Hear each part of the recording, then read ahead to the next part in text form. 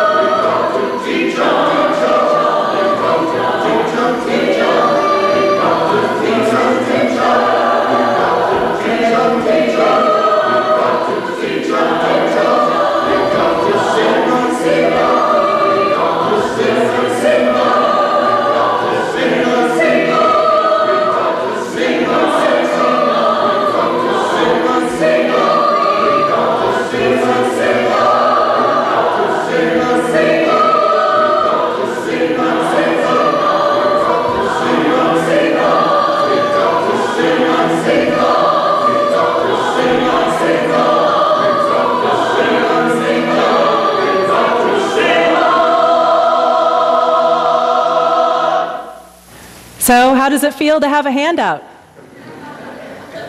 Are you sitting comfortably there as one of the 47%? Wishing you had gotten more? Wondering why you got less than your neighbor? When I mentioned the idea of this offering to folks this week, I got an interesting array of responses. It isn't the first time a church has done this, so my clergy colleagues replied with great enthusiasm and terrific stories of how and when they had done it, the effect that it had on their congregations, all positive. The staff of the church and your lay leaders also were delighted. There was one person, though, who remained a holdout. He's not here this morning, but he's given me permission to share this. The greatest naysayer I encountered about doing a reverse offering was none other than my own greatest supporter, my spouse. The first words out of his mouth were, "Isn't that irresponsible?" This from a man who has listened to almost 13 years of my crazy ideas, and this one wasn't even one I came up with myself. It had been tried. It had succeeded. But I knew where Enrique was coming from. He knows how carefully we manage the budget of the church. He knows how much money I make. He knows that we've been trying to reduce our reliance on the endowment while building a thriving congregation, and that I have sweated more than a little over the budget each year, and this year in particular. So it doesn't entirely make sense by the usual rules of financial management to start handing out money as if we're lousy with it. I told him, but the money is from the discretionary fund that's set aside for people in need. I'm just asking the congregation to share in this ministry with me. But still, why not ask them to give $10, $20, or $50 of their own money? Surely many, if not most of them, have at least that much to give, right? Excellent question. Glad you asked, because there's a sermon in that. We have all kinds of iconic cultural ideals about giving and generosity. Many of us grew up with the Shel Silverstein book, The Giving Tree, about a tree who so loves a boy that it keeps providing for his needs until it is cut down so he can build a boat. And it's about time to watch those great Christmas classics, It's a Wonderful Life, A Christmas Carol, in which we see the dangers of greed and celebrate the simple folk who give all they can under any circumstances. And yet, with each election season, we get all of this angry rhetoric about the folks who are skimming off the system.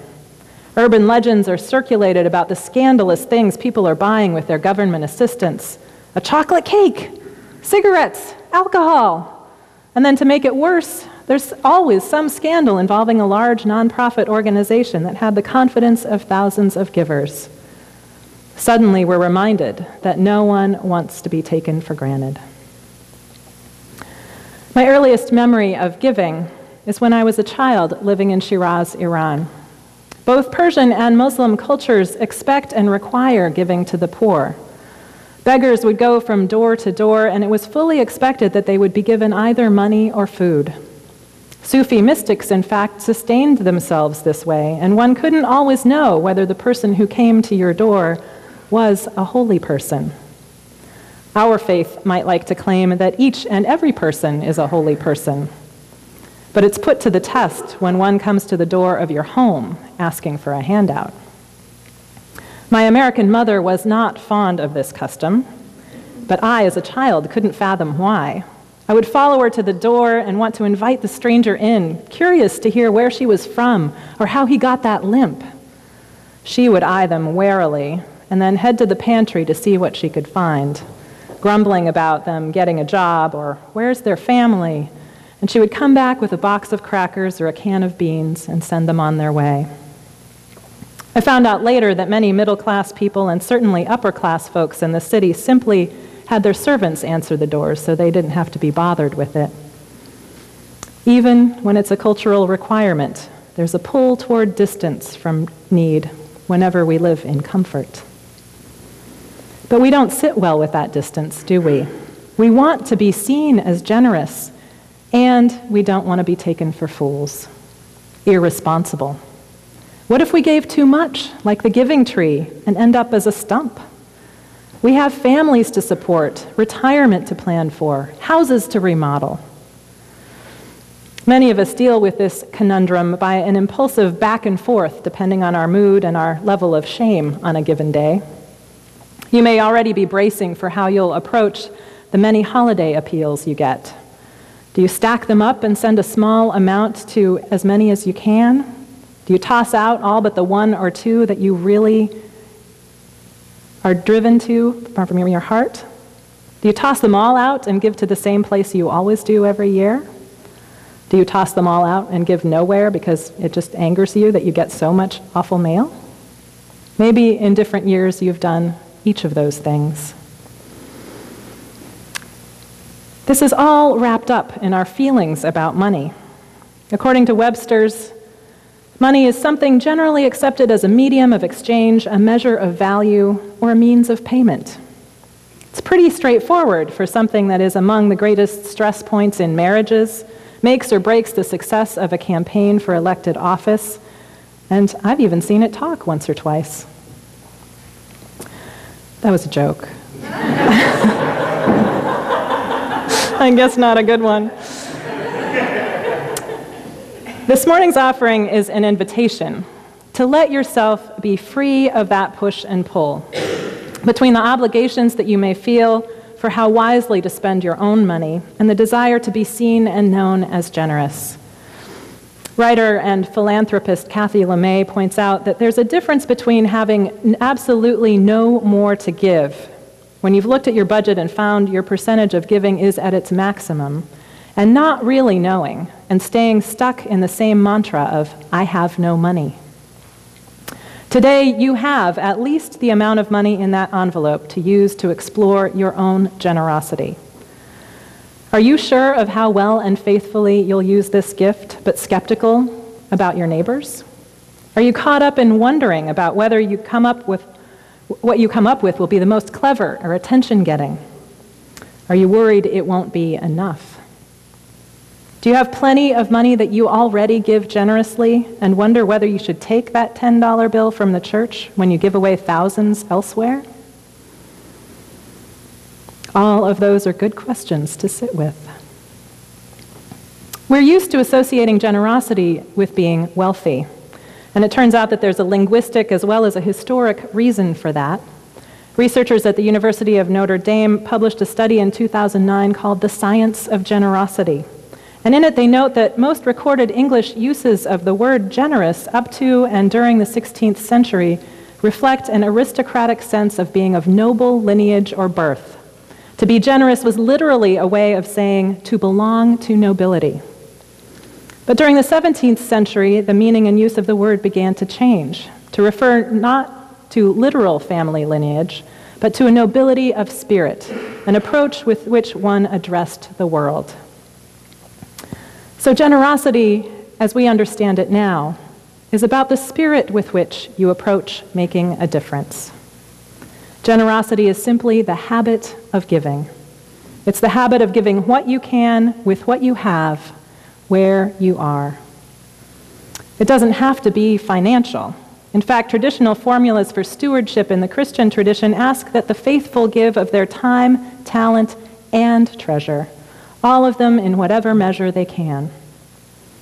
So what if instead of letting ourselves be pushed this way and that by the many great causes and campaigns of the world, we started with an assessment of the gifts of the time, talent, and treasure that are ours to give? What if we let ourselves sit with our vision of the world as it could be and asked ourselves what our little part might be in making it so? What if we took the time to notice the things nearest and dearest to our hearts, the things that break our hearts, for the ways that they show the distance between the world as it is and the world that it could be? What breaks your heart? What does that call forth from you and within you? When our Unitarian forebears preached of the possibility of moral improvement in each and all of us, when our Transcendentalist teachers took full notice of the ways that the divine could be known firsthand, when our Universalist ancestors preached the gospel of a loving God who wants to restore all of God's children to the arms of eternal love, I'm pretty sure this is exactly the work they were getting at. You are full of good. You're meant to create goodness. You have the power to see where the divine is moving in your life, in our world, firsthand. You already do. The way the goodness flows through you is noticed by you is your particular gift, your talent to offer the world. The way your heart breaks at the suffering you see is your call to respond with an act of further creation. It's your piece to offer in building the kingdom. The words of Kathy LeMay again. The time, talent, treasure idea works because it combines and leverages all our gifts in service of the greater good.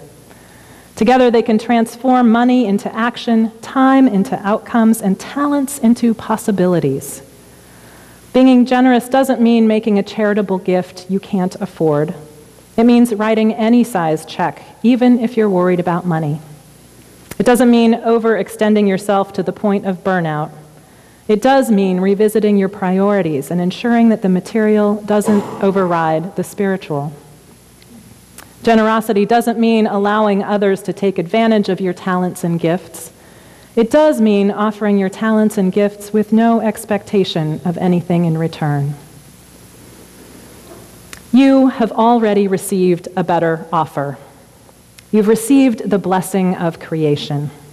You've been invested with the power of the divine that is woven through us all. Shining through you, it becomes visible in the ways you give, whether you're giving of time, talent, or treasure. We cannot create the impossible, that vision of the world we seek, until we practice living the improbable. Once we have a vision of that world that we want to create, the way our own talents and passions can get us there, we worry a lot less about how much we have to give. We're freed from the anxieties about whether it is too much or not enough. Because when we're invested with our whole hearts, and our spirits are never sorry for seeking that deeper connection. When we start to share the stories of that improbable good that is done, something magical happens too. More improbable things become possible. So if this looks irresponsible to you, then today be irresponsible. Be bold and unapologetic for your plans, with your plans for giving. Let this tiny bit of treasure that you have been given invite you to bring your time and talent as well to serve the good that you want to see in the world. Take this gift today and use it freely. Let it remind you that all you have can be used just as freely if you dare to imagine that world you wish for. Discover where your heart breaks at the distance we have to travel, and offer what you can, where you can, as you can, to heal that rift. That's the offer, the invitation, the call of the divine in each of our lives. Let your brilliance shine through each one of your good gifts. Amen.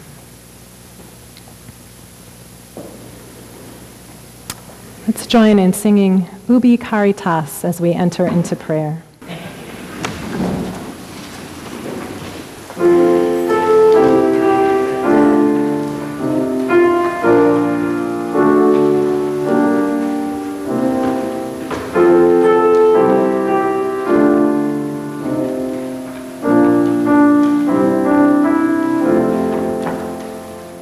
Spirit of life, God of all life, woven fine through us, be with us and hear us.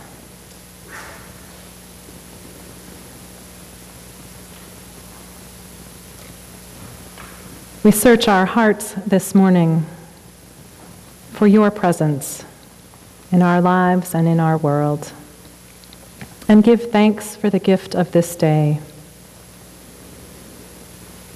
for warm air and fall leaves, for the gift of this gathered community in song and celebration, in healing and in hope.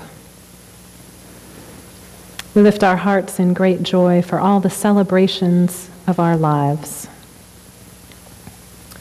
for those who celebrated birthdays this week, for children and adults glad for a day off tomorrow. And we offer prayers of solidarity and connection with those struggling from illnesses of mind, body, or spirit, for their loved ones and caregivers. All of those reminded by the turning leaves of the losses of their lives. We remember this morning all those who serve or have served in our armed forces and their families. May they have the strength to carry on through uncertainty and know that they are held in love's embrace. We give great thanks for the veterans in our midst, the wisdom they have to share with us from their experience of the realities of war. We honor their service and their ideals and pray that their dedication to the cause of our nation will not be in vain, that their lives may be honored and celebrated in more valiant efforts at peacemaking.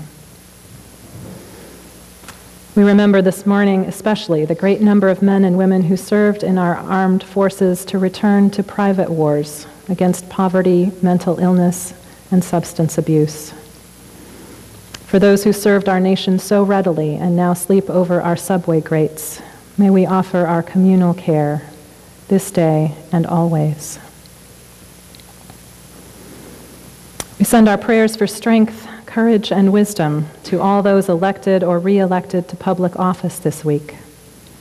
May they see their way to heed the call of compassion and justice over the workings of money and power, and learn new ways to work together for the common good. May we be supportive of them in doing in supporting them every way we can, that together we might discover the spiritual value of our democracy.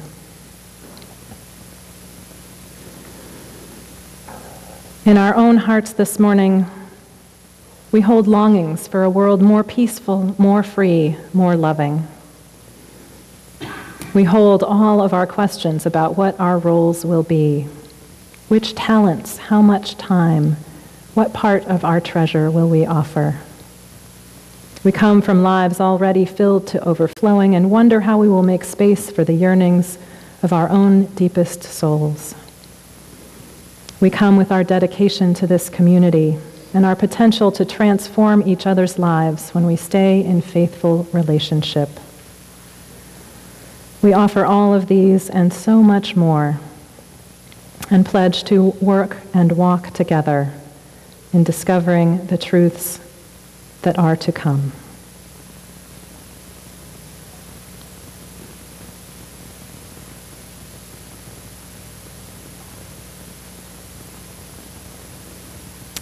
Amen.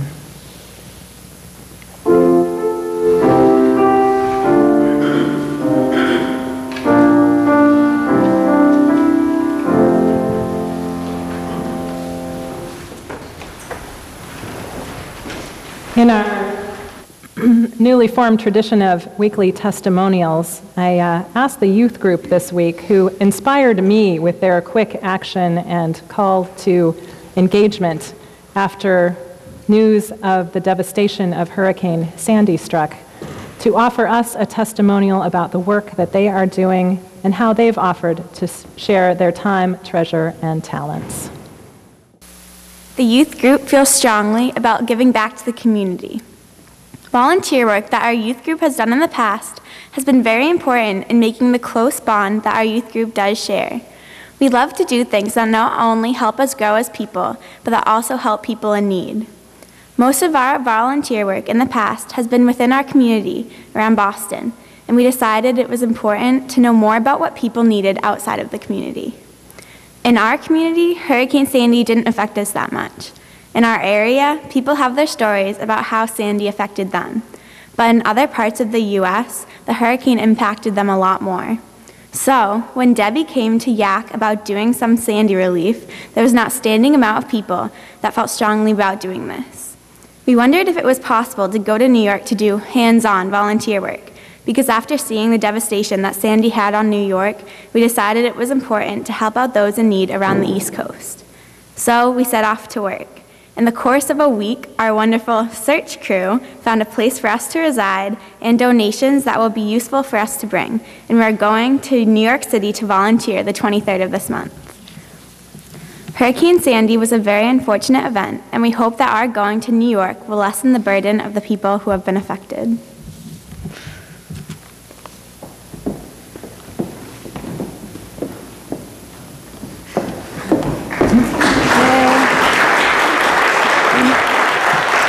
Stay.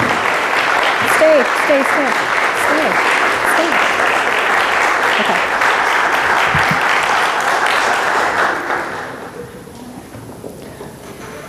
So our youth group is evidence that we are, in fact, building a new way. And I invite us to rise in body or spirit and join in our closing hymn, Building a New Way.